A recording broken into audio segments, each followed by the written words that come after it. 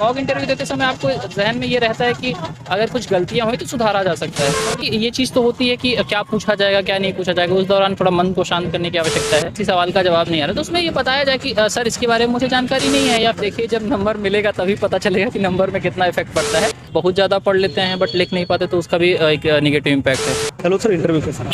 बढ़िया रहा। सर आपका नाम और थोड़ा अपने एजुकेशनल बैकग्राउंड। मेरा नाम अमन कुमार सिंह है और मैंने यूपीएससी और यूपीपीएससी दोनों की एग्ज़ाम दिए हैं। अभी ये बार मेरा सेकंड अटेम्प्ट था जिसमें मैंने इंटरव्यू दिया है। पीसीएस के लिए? हाँ, पीसीएस की। 2021 में भी आपने इंटरव्यू दिया था? नहीं, उसमें प्रीलिम्स नहीं हुआ था मेरा। सर अभी आप इंटरव्यू दे के आ रहे हैं तो क्वेश्चंस वगैरह क्या क्या पूछा गया उसके बारे में?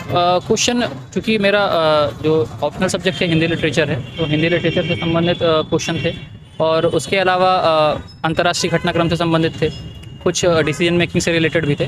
तो ये बोला जाए तो सभी पक्षों को उसमें लिया गया था। जैसे क्वेश्चन क्या क्या पूछा गया वो थोड़ा आप बता पाए? मतलब जैसे एक अगर फैक्ट की बात करें तो वोल्गा टू गंगा राहुल संकीर्तन की रचना है, तो पूछा गया था कि यह किसकी रचना है, किससे संबंधित है।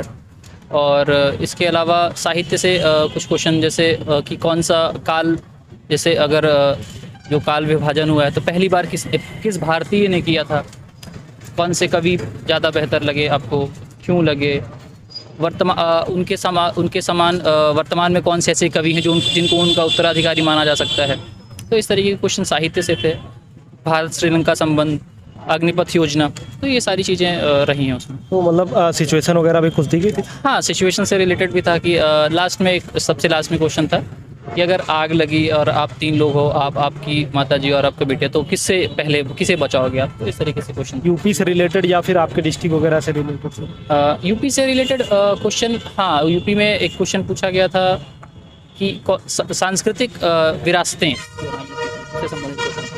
सर आपका होम डिस्ट्रिक्ट कहाँ? मेरा सीधी मध्य प्रदेश। सीधी मध्य प्रदेश। सर जैसे कि बहुत सारे छात्र अभी इंटरव्यू देने वाले हैं, क्योंकि आने वाले समय में बहुत सारे कैंडिडेट्स का इंटरव्यू बचा है, तो थोड़ा इंटरव्यू के बारे में बताइए कि अंदर जब आप प्रवेश करते हैं तो मतलब क्या क्या प्रोसेस होता है? इंटरव्यू उस कक्ष में जब जाते हैं तो सर के द्वारा पहले तो अभिवादन करेंगे, सर के द्वारा अपना टोकन मांगा जाएगा, टोकन देने के बाद उसके बाद वो बोलेंगे बैठने के लिए और फिर क्वेश्चन प्रोसेस शुरू होता है। जो चेयरमैन सर हैं वो क्वेश्चन शुरू करते हैं। सर आपका अटेम्प्ट कौन सा है सर पीसीएस के लिए? पीसीएस का ये मेरा दूसरा अटेम्प्ट। तो इंटरव्यू फर्स्ट है? हाँ, ये पहला इंटरव्यू में आपने कहीं पर तैयारी वगैरह की थी? मैंने अलग से तैयारी की बात नहीं, लेकिन मॉक इंटरव्यू मैंने 2-3 जगह दिए थे। मॉक इंटरव्यू और यहाँ आप अभी रियल इंटरव्यू दे रहे हैं, तो दोनों में क्या डिफरेंस आपको लगता है? देखिए, मॉक इंटरव्यू का प्रेशर और यहाँ का प्रेशर में बिल्कुल बहुत अंतर रहता है, क्योंकि मॉक इंटरव्यू देते समय आपको जहन में ये रहता है कि अगर कुछ गलतियाँ हुई तो सुधारा जा सकता है, और यहाँ पे ऐसा कुछ नहीं है। लेकिन यहाँ का माहौल भी ज़्यादा बहुत बढ़िया था। अंदर घुसते ही सर ने माहौल को लाइट किया थोड़ा सा और उसके बाद क्वेश्चन पूछे उन्होंने। तो जैसे कि आप अंदर जब जाते हैं, पहली बार आप इंटरव्यू देने आए थे, तो एक घबराहट रहती है कि मतलब अंदर जाएंगे क्या चीज़ें होंगी क्या नहीं होंगी, तो मतलब उसके बारे में थोड़ा बताइए कि क्या सिचुएशन रही थी उस टाइम? क्योंकि मेरा 1 बजे वाला शिफ्ट है, तो मैं 1 बजे से अभी मैं अपने बोर्ड का शायद अंतिम कैंडिडेट था, तो इतना धैर्य हो चुका था कि अब लास्ट में जाते जाते ऐसा कुछ था नहीं कि क्या होगा क्या नहीं होगा। अब तो ये था कि बस हो जाए। और ऑब्वियसली कि ये चीज़ तो होती है कि क्या पूछा जाएगा क्या नहीं पूछा जाएगा, उस दौरान थोड़ा मन को शांत करने की आवश्यकता है। उस क्वेश्चन पूछने के क्रम में भी नहीं आएंगे बहुत के आंसर, तो वहाँ पे थोड़ा धैर्य रखने की आवश्यकता है, क्योंकि उसके बाद हो सकता है जो क्वेश्चन आपसे पूछ रहे हैं वो नहीं बन रहे, उसके बाद अच्छे क्वेश्चन आए जिनके बारे में आप ज़्यादा बेहतर तरीके से जानते हैं, ज़्यादा बेहतर तरीके से उत्तर दे सकते हैं, तो थोड़ा सा धैर्य रखने की आवश्यकता है। तो मान लीजिए जो क्वेश्चन नहीं आ रहे हैं, बोर्ड मेंबर के द्वारा पूछा गया, तो उनका जवाब किस तरीके से हमें अपनी तरफ से देना? इसमें जैसे किसी सवाल का जवाब नहीं आ रहा तो उसमें ये बताया जाए कि सर इसके बारे में मुझे जानकारी नहीं है, या फिर इसके बारे में मैं जानने की कोशिश करूँगा। और जब आप ये बोलते हो तो जो वहाँ के मेंबर्स हैं वो ऑलरेडी आपको गाइड करते हैं, बोलते हैं हाँ ठीक है जाके पढ़िएगा इस तरीके से। तो उसमें थोड़ा सा नर्वस नहीं होना है। अगर कोई सवाल का जवाब नहीं आ रहा है तो आगे के लिए फिर दिक्कत हो, नर्वसनेस में ये प्रॉब्लम। सर जैसे कि मान लीजिए हम जवाब मान लीजिए हमें नहीं आ रहा है, तो मान लीजिए 2-3-4 सवालों में ऐसा होता है, तो क्या मतलब इंटरव्यू के नंबर में कितना इफेक्ट आपके हिसाब से लगता है? कितना इफेक्ट? अब देखिए, जब नंबर मिलेगा तभी पता चलेगा कि नंबर में कितना इफेक्ट पड़ता है। बट थोड़ा सा मानसिक रूप से यहाँ पे मजबूत रहने की आवश्यकता है, क्योंकि जैसे मेरे साथ हुआ, शुरू में 1-2 क्वेश्चन नहीं ऐसे थे कि जिनके बारे में ज़्यादा जानकारी नहीं है, लेकिन लास्ट में आते आते ऐसे क्वेश्चन जैसे अंतर्राष्ट्रीय संबंध से संबंधित क्वेश्चन हो गए, ये जो जिसका जवाब मैं बेहतर तरीके से दे सकता था, तो वो क्वेश्चन आया तो वो वहाँ पे बेहतर हो गया। अब डिपेंड करता है नंबर पे, नंबर जब आएगा तब पता चलेगा कि किस तरीके से लिया गया उनको, बट बोर्ड को भी ये पता है कि सारी चीज़ें नहीं पता होंगी। तो अभी तो फिलहाल नंबर को छोड़ते हुए जो काम है वो किया जाए, नंबर जब आएगा तो देखेंगे। आपका सर इंटरव्यू कितना टाइम तक चला सर? देखिए, मुझे ना तो मेरे पास घड़ी थी ना तो मुझे टाइम पता था। Average मतलब एवरेज 20 मिनट, क्योंकि 4 मेंबर थे तो हर मेंबर की तरफ से कम 5 से 7 मिनट का समय लिया गया। तो इस तरह अगर देखा जाए तो 20 मिनट, 15 से 20 मिनट या सर, फिर जो आप लोग का डॉक्यूमेंट वेरिफिकेशन होता है, तो क्या क्या मतलब डॉक्यूमेंट वेरिफिकेशन में क्या क्या चीज़ें लगती हैं? डॉक्यूमेंट वेरिफिकेशन के लिए पहली बात तो जो भी फॉर्म आपने फिल किया इंटरव्यू के दौरान, इंटरव्यू के उसमें वो सारे फॉर्म होने चाहिए, और जो भी आपने मेंस के समय डॉक्यूमेंट्स लगाए थे वो सारे डॉक्यूमेंट्स की फ़ोटोकॉपी प्लस उनका ओरिजिनल डॉक्यूमेंट होना चाहिए वेरिफिकेशन के लिए।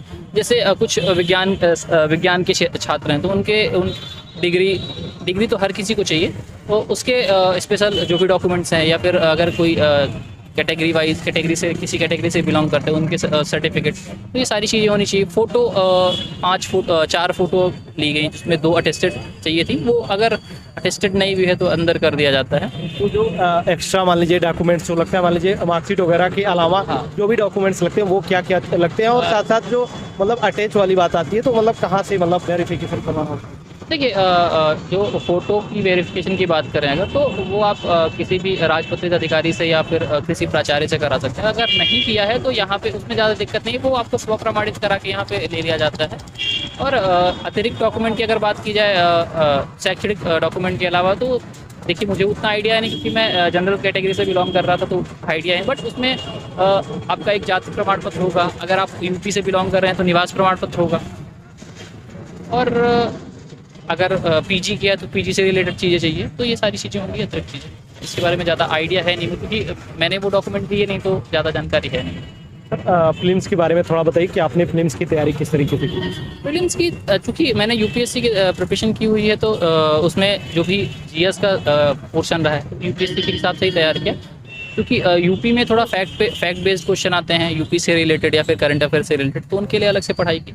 बाकी जो आपके बेसिक्स हैं उनको तो कवर करना ही पड़ेगा अच्छे से। कहीं पर आप कोचिंग वगैरह करते? हाँ, मैंने कोचिंग की हुई है दिल्ली में यूपीएससी के लिए। कौन सी कोचिंग? मैंने दृष्टि आईएएस से कोचिंग की हुई है। सर, मेंस के बारे में थोड़ा मतलब शॉर्ट में स्ट्रेटजी बताइए, किस तरीके से मतलब रणनीति होनी चाहिए मेंस के लिए? देखिए, रणनीति वही है जो सिलेबस है उसको कवर किया जाए और उत्तर लेखन पे पूरा ध्यान दिया जाए। जितना बढ़िया आप उत्तर लिखेंगे जितना बेहतर तरीके से लिख पाएंगे, क्योंकि आप बहुत ज़्यादा पढ़ लेते हैं बट लिख नहीं पाते तो उसका भी एक नेगेटिव इम्पैक्ट है। तो उत्तर लेखन पे ध्यान दीजिए, अपने सिलेबस को कवर कीजिए, बस। मीडियम क्या रहा सर आप? हिंदी रहा। हिंदी। तो सर, हिंदी मीडियम के जो छात्र होते हैं कहीं ना कहीं करंट अफेयर को लेकर कंफ्यूज रहते हैं कि क्या पढ़ा जाए, न्यूज़पेपर पढ़ा जाए तो कौन सा पढ़ा जाए, और मैगजीन पढ़ी जाए तो कौन सी पढ़ी जाए? देखिए, अब ये नहीं है कि हिंदी न्यूज़पेपर पढ़ा जाए तो इंग्लिश पढ़ने की बैठ गया तो ज़्यादा समय चला जाए। जो भी न्यूज़पेपर पढ़े, न्यूज़पेपर का मेन मोटिव आपका होना चाहिए कि आप खबरों से अवगत रहें, जो भी घटनाएं घट रही हैं, और जो मैगजीन आप फॉलो कर रहे हैं उन मैगजीन के माध्यम से आप अपने कंटेंट को थोड़ा एनरिच कीजिए, तो इस तरीके से कर सकते हैं। आप क्या चीज़ें फॉलो करते थे करंट अफेयर? मैंने करंट अफेयर के लिए काफ़ी सारी चीज़ें, जैसे डेली न्यूज़पेपर हो गया, उसके अलावा आपका जो मैगजीन्स होगी विभिन्न, जैसे मैंने दृष्टि से कोचिंग की हुई है, दृष्टि की जो मैगजीन्स रही हैं उनको फॉलो किया। आप न्यूज़पेपर हिंदी का करते थे या फिर मैंने हिंदी का ही किया है। कौन सा फॉलो करते? मैं दैनिक जागरण पढ़ता था, राष्ट्रीय संस्करण। देखिए, न्यूज़पेपर में ज़्यादा समय अगर द हिंदू ले रहे हैं, अगर आपको समझ नहीं आ रहा तो क्या मतलब है, तो इसलिए जो न्यूज़पेपर पढ़ रहे हैं, न्यूज़पेपर पढ़ने का मेन मोटिव ये था कि अगर कोई भी घटना घट रही है उससे अवगत रहूँ, क्योंकि मैगजीन आपका 15 दिन बाद या महीने बाद आती है, तो डे टू डे लाइफ में क्या हो रहा है उसकी जानकारी तो होनी चाहिए। Thank you so much sir बात करने के लिए।